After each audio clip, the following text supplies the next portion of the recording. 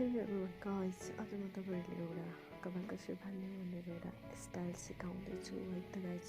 काँटाले चाहिँ यसो गरेर पछाडि तानेर लाने, त्यसपछि कपाललाई अलिकति अगाडि दुईवटा सिमी निकाल्ने होइन, अलिकति राम्रो देखाउनको लागि।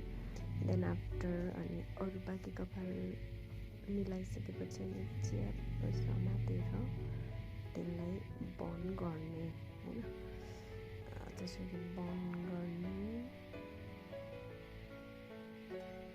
मलाई चाहिँ अप्ठ्यारो भइरहेको थियो, मेरो कपाल अलिक धेरै ठुलो बाक्लो भएको कारणले गर्दा।